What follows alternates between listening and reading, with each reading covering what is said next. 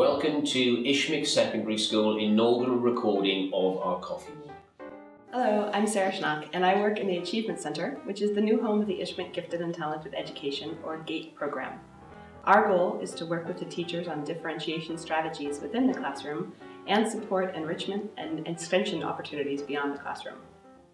We appreciate that students can be gifted in many ways, including academically, athletically, and artistically.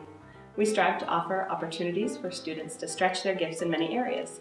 A few offerings we're particularly proud of this year include over 1/3 of our higher level math students are concurrently enrolled in a Syracuse University calculus class, earning college credits this year.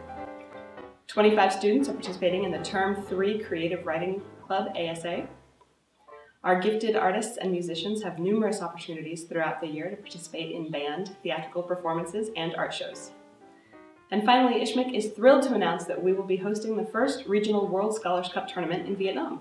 Interested students should join our Edmodo group or see me or Mr. Schnapp for more information. So, here's a list of the key academic dates for semester 2. Please note that the formal examination week in April is for grades 6 to 10.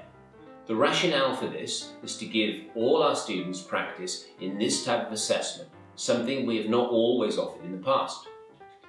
The assessment will not be weighted and will be regarded with the same value as other MYP assessments. The aim is to give students the opportunity to experience the pressures of such an assessment format, developing, among others, the time management, organisation and planning skills necessary. It will also give them experience of a formal examination venue. For this year, we will trial grade 6 to 7 formal examination week and review this afterwards with feedback from the faculty and students. The grades 8 to 10 examinations will remain part of our procedures in the future. Please note that the grade 11 examination in April, rolling into May, will begin before graduation and continue afterwards. The grade 11 students will attend graduation on the 30th and be allowed the rest of the day and the subsequent weekend study leave. The grade 6 and 8 cancelled trips. We've met with Asia Motions, an outside provider who have run a number of other trips for us, and the intention is to take both grade levels out in early April for 2 nights, leaving on a Friday morning and returning on the Sunday. The trip will consist of some experiential learning and community service opportunities. We have been reviewing the September trips in the secondary division. We set up a trip committee who have made a number of recommendations to develop what we currently offer. As a result of these recommendations, we will be implementing the following. The trips will move to the final week of school in December. The students will return on the Thursday and on the Friday deliver a presentation on their experiences and their learning. The trips will be incrementally linked together from grades 4 to 11. Ultimately, the aim will be to develop and build into a tangible award, perhaps the International Youth Award. Grade 12 will not go on a December trip. The intention is for them to stay in school and be given support in their college applications, IB deadlines, and other academic help that they might need. This is meant to alleviate some of the pressures and stresses that they face during this time. We're also revising our MYP handbook. That takes into account the changes not only in the MYP, but also as a secondary school, as we move away from being a middle years and then an upper school to being a middle years program, and that then includes grade 6 to grade 10. The course choices will stay the same as they are currently, and that involves students taking all 8 subjects at the grades 6 to 8, and then in grades 9 and 10 they have a choice of music, art or drama. Language B phasing. This has caused some challenges this year, but for next year we'll be correcting it with the hope of having no more than 2 phases in each class. So there have been a few questions about how the MYP grades transfer across when you're thinking about equivalencies with other systems. One of the things you can see on the chart is that a 7 at MYP equates more or less in the States to an A+. In the UK, if it's a GCSE or IGCSE, to an A star, and then GPA, that would be a 4. Of course, one of the things to remember is that the NYP and the diploma those grades come as part of the whole package. So it's not quite as simple as looking at, here's a grade of 7, which is directly across to an A star or an A plus. But nonetheless, it gives an idea as to the level that a student is achieving at. One of the things you can see in this when you look down through the list of grades is, as you build up a picture of where a student is at, you can see how your child might be getting a 6, which would be an A in the United States equivalency, or for example a 4, which in the UK would be a C. One of the keys that I've tried to really stress though is looking at the individual criteria that make up that grade.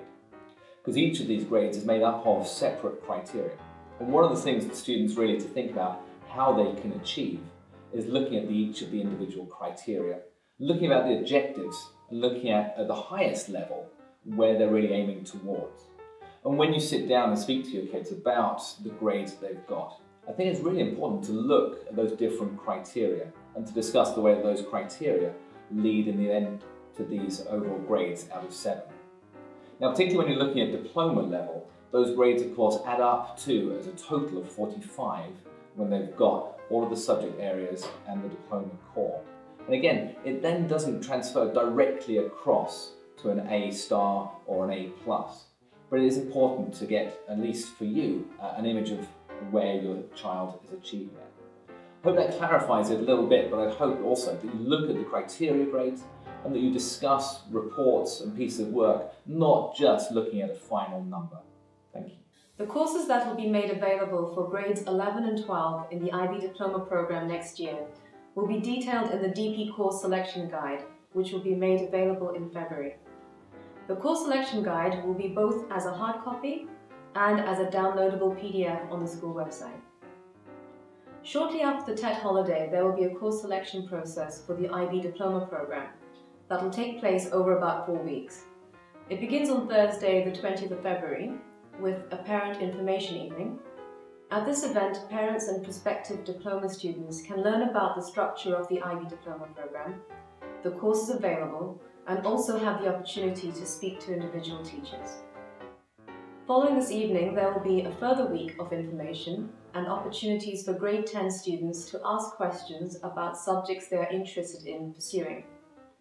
Teachers of the diploma subjects will then visit grade 10 lessons to meet students in smaller groups, and there will also be a lunchtime event when grade 10 students can meet students who are already studying the DP courses so that they can learn more about their subjects of interest. Finally, in the first week of March, students will be given a course selection form. There they can make their course selections. For each course a student wishes to choose, they will need to get a signature of approval from their current teacher of the related subject. Over a period of a week, students can then continue these discussions with their teachers and eventually submit their course selections to me via their homeroom teacher by Friday the 14th of March. Our new policy states that students are expected to attend 95% of classes over the academic year. While every possible allowance is made for students who are absent due to illness, we stress that absences resulting from extended vacation and family trips are inappropriate reasons to miss school. Currently, we are getting all kinds of calls and notices from family members saying that they are going on family trips. We want to stress this, that this is going to be a policy that is in the future where this won't be accepted. More detailed information will be presented at a future meeting. I thank you for listening to this recording, and please give us as much feedback as you possibly can for us to improve it in the future. Thank you from Ishmael.